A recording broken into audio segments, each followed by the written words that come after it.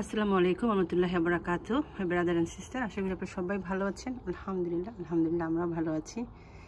এই গাছগুলোর অবস্থা জাস্ট এই জন্যই সেখান থেকে শুরু করতেছি। যদিও গাছের অবস্থা খুবই খারাপ, প্রচুর বাতাস, কালকেও বাতাস হয়েছে, অনেক বাতাস হয়েছে। তারপরও দেখুন বেগুনগুলো আছে, যে মানে এটাই খুবই ভালো লাগে যে গাছগুলো খুব বেশি যে বড় হয়েছে তা কিন্তু না, তারপরেও ঘুরে ঘুরে ভালো বেগুন হইতেছে। আর এগুলো কোথাও কোয়াইট টেস্টিও। এই গাছের অবস্থাও খুবই খারাপ, বাট স্টিল বেগুন বের হচ্ছে আলহামদুলিল্লাহ। এই গাছগুলো যেরকম হচ্ছে বড় বেগুনের গাছ, এগুলো এই গাছগুলোতে এখন দেখা যাচ্ছে প্রতি গাছেই বেগুন আসা শুরু করছে। যদি আমরা ভালো পেয়ে যাই তাহলে হয়তো ইনশাআল্লাহ বেগুনগুলো বের হতে আমি দেখতে পারবো। আর আমার প্ল্যান আছে ইনশাআল্লাহ বেশ কিছুদিন, যেহেতু ইব্রাহিমের পরীক্ষা আলহামদুলিল্লাহ মানে ইটস এ বিগ রিলিজ আলহামদুলিল্লাহ। মানে আমরা মা ছেলে বোধহয় অনেক আরামে ঘুমাইছি আর কি। ও যখন হল থেকে বের হচ্ছিল মানে বিগ একটা স্মাইল ছিল তার ফেসের মধ্যে।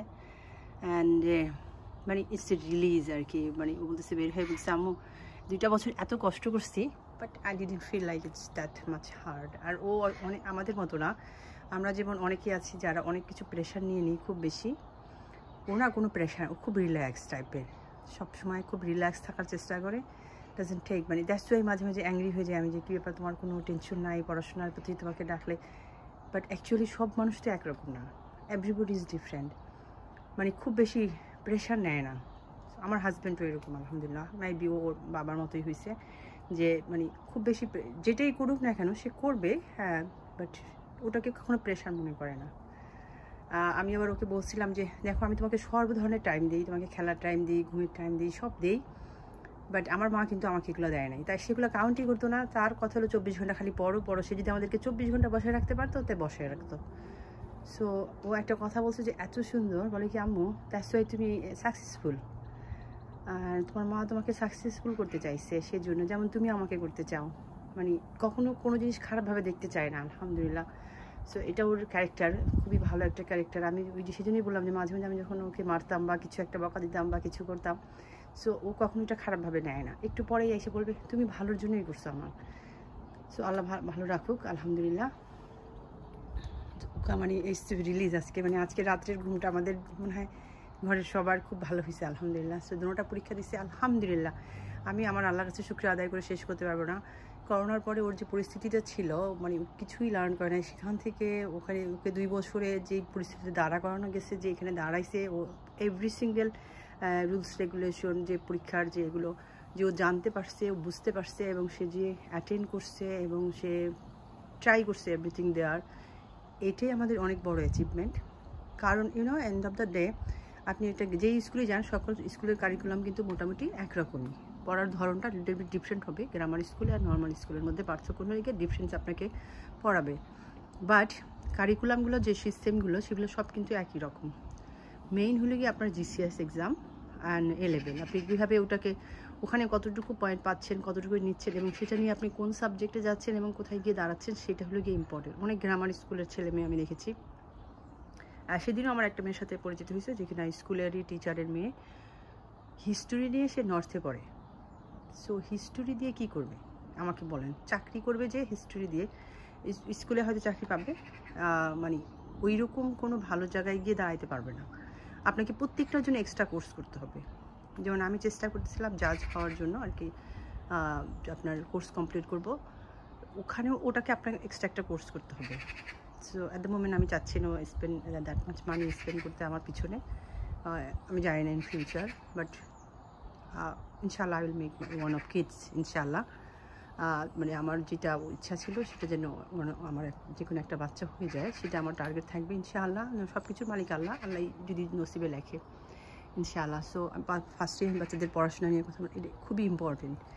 কারণ ওরা যেখানেই যাক না কেন, যে জায়গায় যেয়ে দাঁড়াক না কেন, মানে যে পরিস্থিতি থাকুক না কেন, জব সেটা যেই দোকানে মানে যেখানেই কাজ করুক না কেন, শিক্ষাটা থাকে। আপনি যেখানেই থাকেন না কেন, যদি শিক্ষাটা থাকে, আপনি জানেন আপনি কী করছেন, তাহলে আপনি সেখানে ইম্প্রুভমেন্ট নিয়ে আসতে পারবেন। সো এটা খুবই ইম্পর্টেন্ট, শিক্ষাটা অনেক বেশি ইম্পর্টেন্ট ইনশাআল্লাহ। সো আশা করি আমরা সবাই আমাদের বাচ্চাদের শিক্ষার ব্যাপারে গুরুত্ব দিব। অনেকে আছে অনেক ঘুরে পড়ে বাচ্চাদের পিছনে, আমারই দেখা অনেকেই আছে যারা মানে বাচ্চাটা খুবই ট্যালেন্ট, আমার মালিহার সাথেই পড়ে, অনেক ট্যালেন্ট একটা বাচ্চা, বাট তারা এক পয়সাও খরচা করতে চাচ্ছে না বাচ্চাটাকে, এখনই বাচ্চাটাকে দিয়ে কাজ করাচ্ছে উইকেন্ডেতে। আই ফিল ব্যাড আর কি। আমি জানি না বাচ্চাটাকে, মানে ওদেরকে এইভাবে শিক্ষা দেওয়া হয় যে তোমরা একটু বড় হলে তোমরা কাজে যাবা, মানে ওদেরকে ইউনিভার্সিটিতেও পাঠাবে না আর কি। আর এত ট্যালেন্ট হওয়া সত্ত্বেও বাচ্চাটাকে সহিভাবে যদি একটু আমাদের মতো যদি একজন গাইডেন্স পাইতো, বাচ্চাটা অনেক ভালো করতে পারতো। সো এরকম অনেকেই আছে। সো যাকে আল্লাহ সবাইকে, ওকেও ইনশাল্লাহ আমি দোয়া করি আল্লাহ যেন ওকে ভালো জায়গায় নিয়ে পৌঁছায়। আলহামদুলিল্লাহ ছেলেটা খুবই ভালো একটা ছেলে। দেখেন আলহামদুলিল্লাহ এখনও মানে গ্রিননেসটা যে আছে। প্রচুর ঠান্ডা ভালো লাগে কিন্তু রাত্রে। আবার আপনার ফ্রাইডেতে এত সুন্দর ওয়েদার গেল, ফ্রাইডে না থার্সডে মাইবি 28-9 হয়েছে আমাদের গাড়িতে, দেখলাম আমি। মানে এত সুন্দর ওয়েদার গেছে আর কি। সবাই সামারের ক্লোথস পরছে আর কি ওই দিন, আলহামদুলিল্লাহ। সো এইভাবে যাচ্ছে। মরিচগুলো কী হচ্ছে, আমি প্রতিদিনই নিয়ে নিয়ে আমার হাজব্যান্ড পরে সব একসাথে তুলে নামছে, না একটা মজা আছে, মানে যখন যখন লাগতেছে রান্না করতেছি উঠিয়ে নিয়ে যাচ্ছি।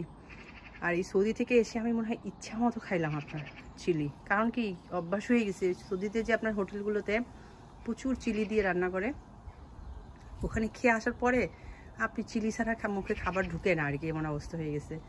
আলহামদুলিল্লাহ পেটের এই প্রবলেমটাও। আর একটা কথা বলবো, কোনো রকম সমস্যা হলে আপনারা যে জমজমের যে পানিটা আছে ওটা নিয়ত করে খাবেন।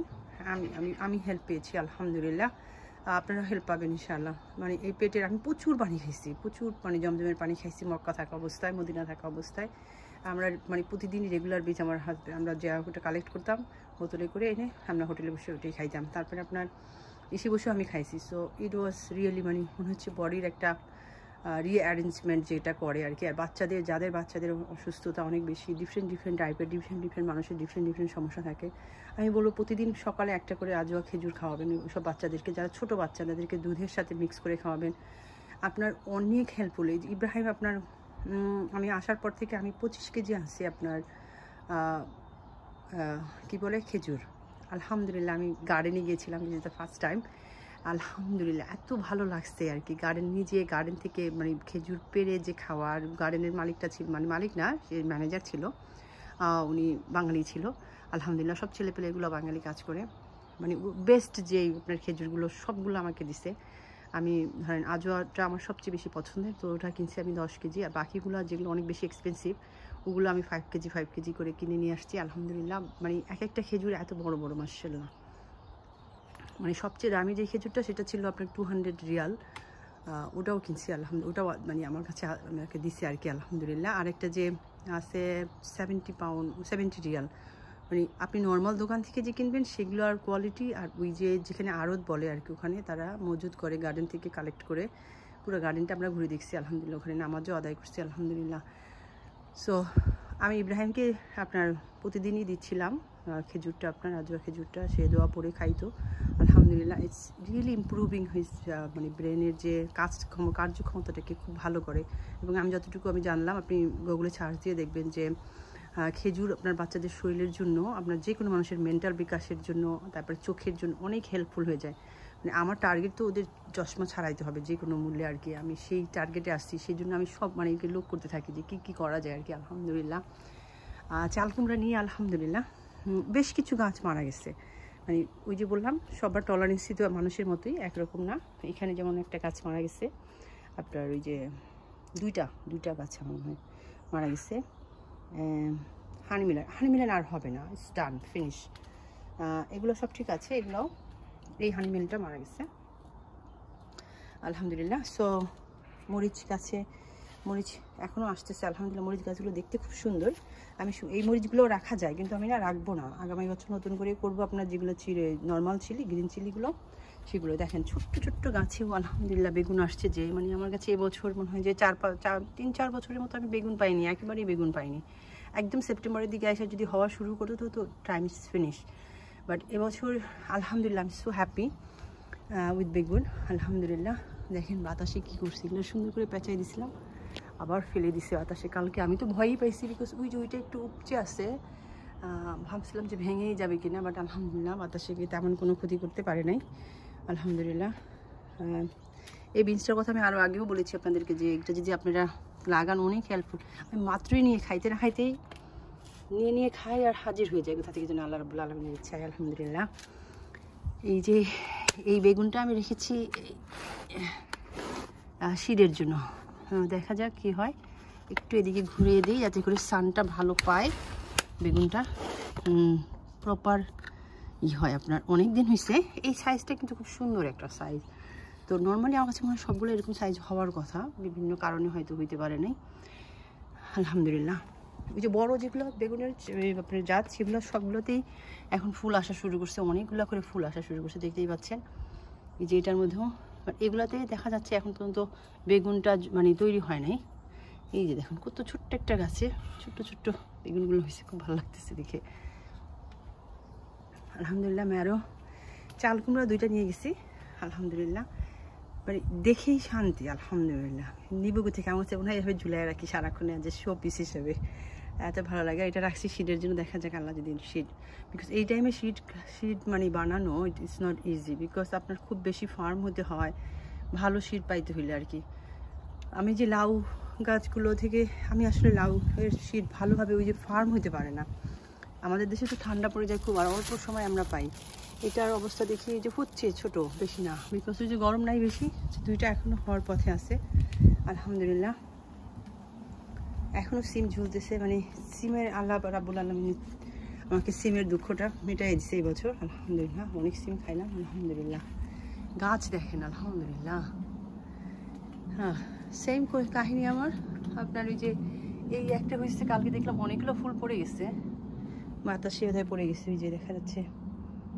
হ্যাঁ, এইখানে একটা হয়েছে। এই 2টাতে যদি আপনি ভালো করে হইতো তাহলে আমার কিন্তু একটা গাড়ি হয়ে যায়, কিন্তু সেভাবে হয় না, সব ফুল ঝরে যায়, 2-1 থাকে। কিউকাম্বা আলহামদুলিল্লাহ 2টা নিয়ে একজনকে দিছি, একটা ওল্ড ওমেনকে স্কুলের। আলহামদুলিল্লাহ, নট ব্যাড। কিউকাম্বা কিন্তু বেশ কিছু গাছ মারা গেছে, এগুলো সব মারা গেছে। এখানেও একটা মারা গেছে, 2টা আছে, এখানে 2টা আছে, বাকি একটা মারা গেছে। ওখানেও বেশ কিছু মারা গেছে, যেগুলো একটু মোটা মোটা হয়েছে। আলহামদুলিল্লাহ। আমি তো ভাবছিলাম যে লাউ গাছগুলো নিয়ে আমি খুব টেনশনে ছিলাম, আপনাদের মনে আছে কি না, যে হবে কি না লাউ গাছ, বিকজ এত শুকনো ছিল আর কি এগুলো। বাট দেখেন কীরকম মোটা হয়েছে। আজকে আমি একটা দেখলাম এসের মধ্যে, আসলে এরকম মোটা হয়, এরকম মোটা হয়, সেরকম মোটা কিন্তু আমার গাছের একটারও না।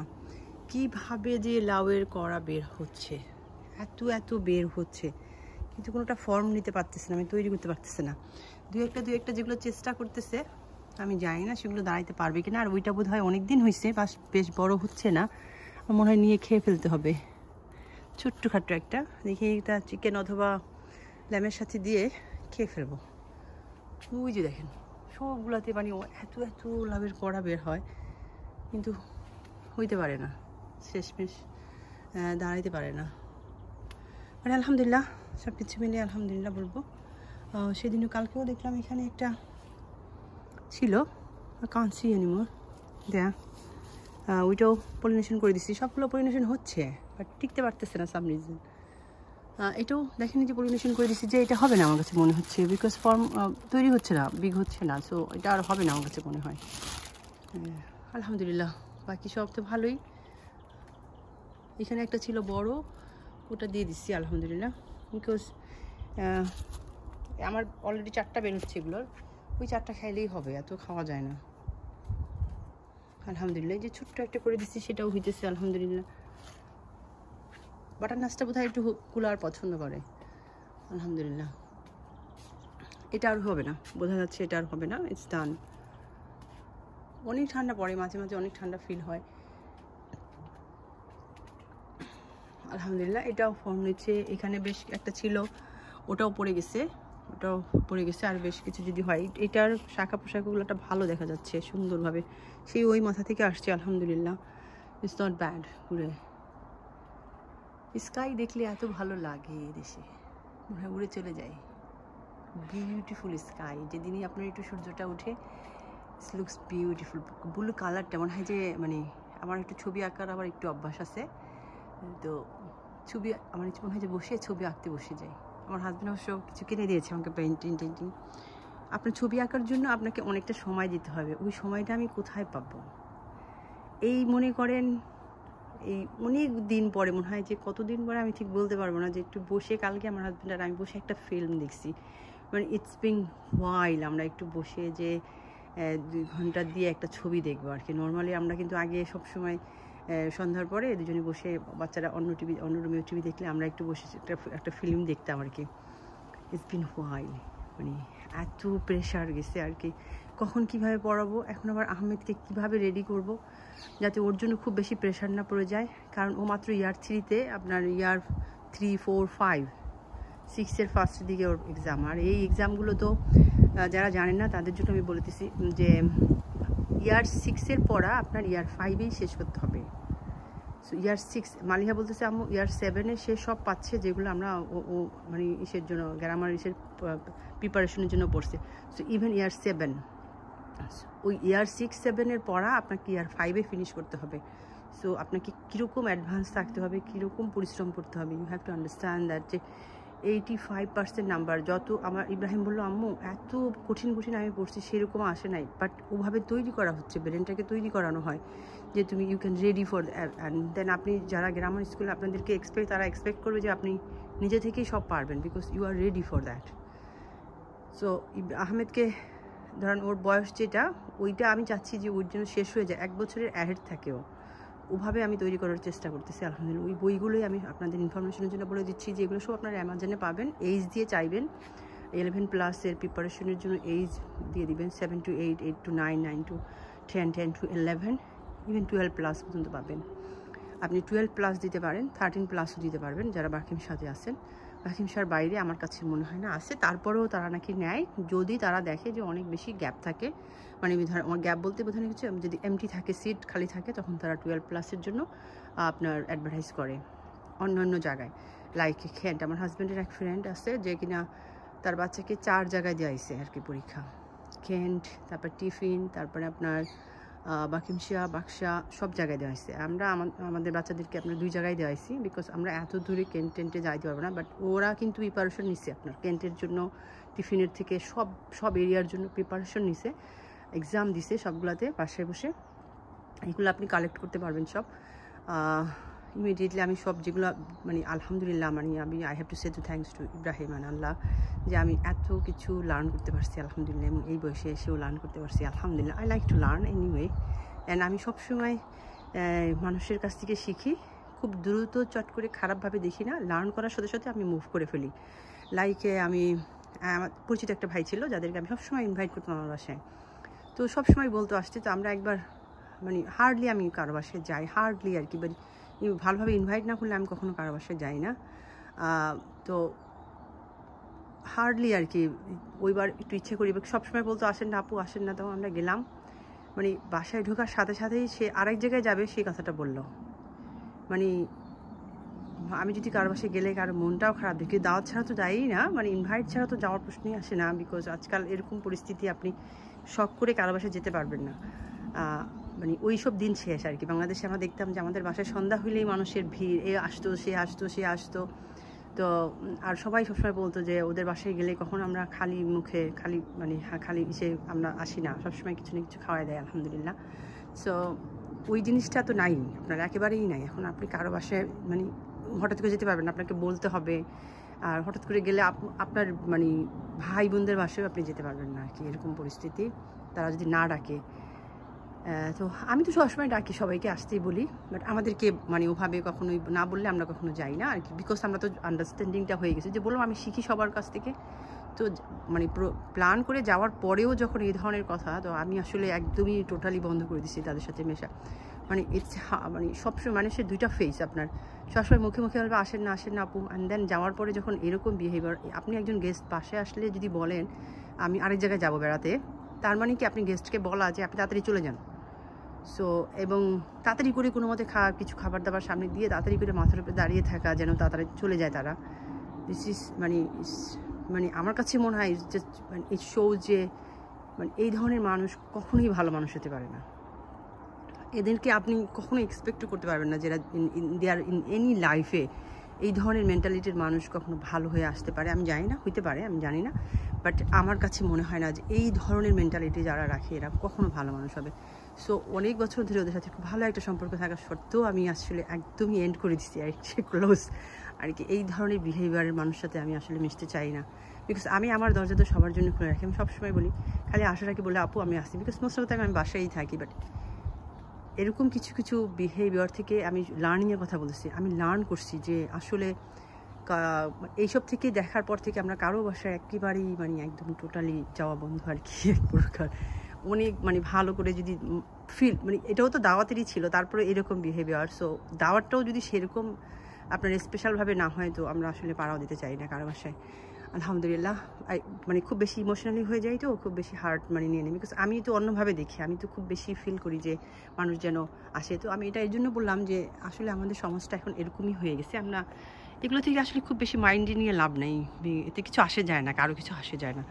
সো আমাদের শুধু লার্ন করতে হবে আসলে যদি কি somebody doesn't like it, don't do it, don't mix it.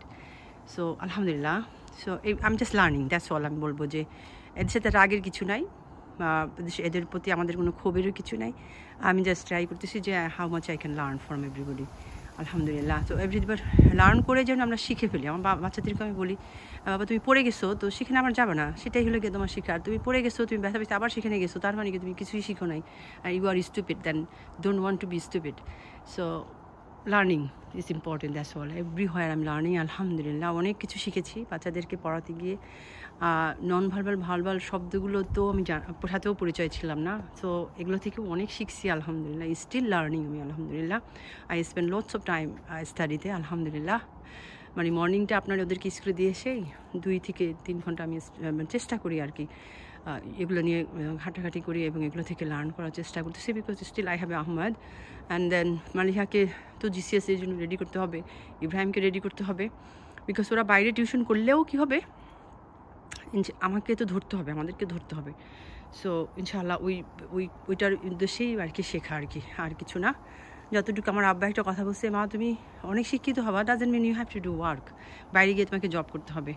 আমি চাই তুমি শিক্ষিত হও অ্যান্ড অনেক জ্ঞানী হও, কি এই জ্ঞানটাকে তুমি সংসারের কাজে দিবা, তাহলে তোমার সংসারে ইমপ্রুভমেন্ট আসবে।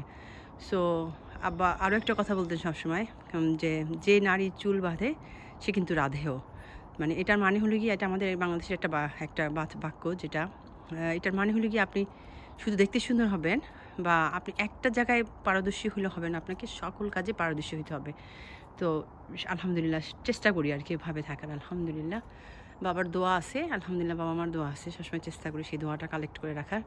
আর পাশাপাশি আলহামদুলিল্লাহ মানুষের দোয়াও কালেক্ট করার চেষ্টা করি। আর আল্লাহ সব কিছুই করি আল্লাহকে খুশি করার উদ্দেশ্যে, অ্যান্ড সকল কিছুর কেন্দ্রবিন্দুই কিন্তু আল্লাহ।